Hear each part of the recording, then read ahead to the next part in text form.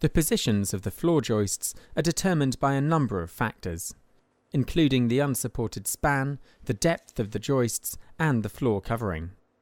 The distance between floor joists is normally measured from the centre to the centre. Measuring from one side of the floor joists, mark their positions along the length of the wall plate, ensuring the first and last timbers are 50 mm away from the wall, or in this case, the end of the frame. If the positions of the floor joists will not fit equally within the given area, then the distance between the last two joists must be reduced to maintain the 50 mm margin from the end of the frame. Repeat the method of marking out on the opposite wall plate. Cut the floor joists to length and position them over the marking out on the wall plates. Secure the timber joists at both ends of the floor to the wall plates with galvanized roundhead nails.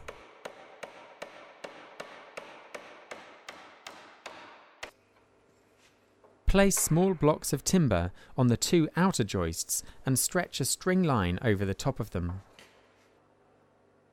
Use another block of timber to measure the margins between the top of the floor joists and the underside of the string line. Any differences can be corrected with the use of packing.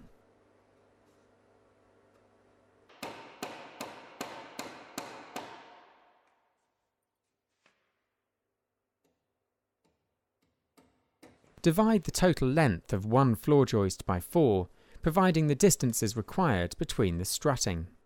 Installing strutting into the floor structure will add stability and prevent the joists from twisting, which could cause damage to the ceiling finish below.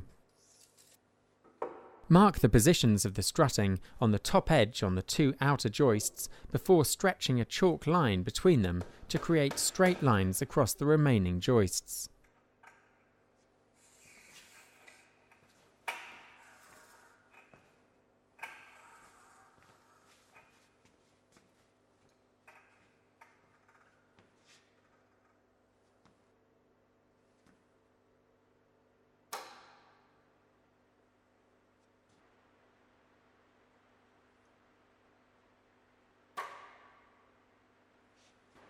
Transfer the marking out positions from the top edges of the joists onto the sides with a square.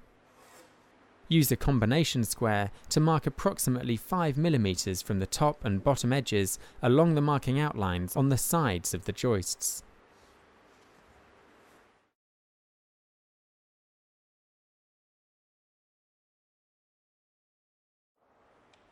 Offcuts from the floor joists are normally reduced by 10 mm in their width to use as solid strutting.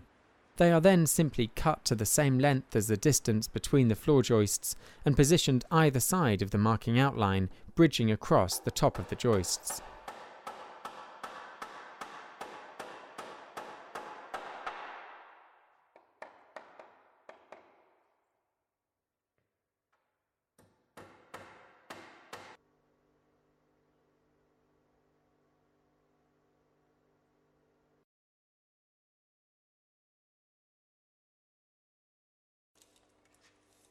Mark the depth of the joists on their top edge before deducting the 10 mm margin required for the strutting.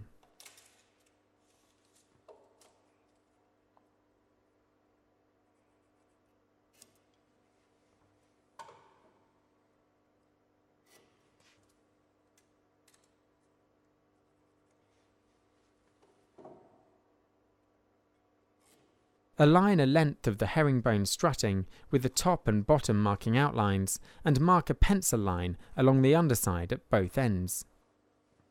Repeat this method for another section of timber before cutting both pieces to length.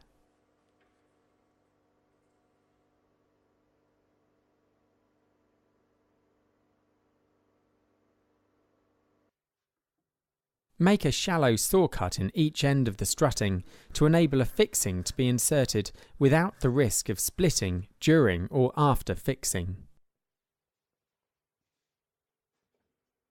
Use 50 mm clout nails to secure the strutting either side of the centre line marked on the floor joists. secure both parts of the strutting together to add additional strength.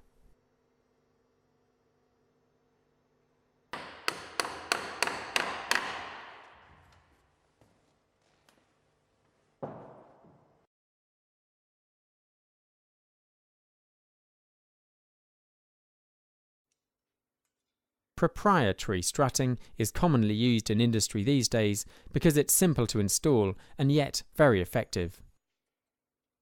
It's commonly available in standard lengths to suit the most common joist centres and secured with several clout nails inserted into the fixing holes located on either end.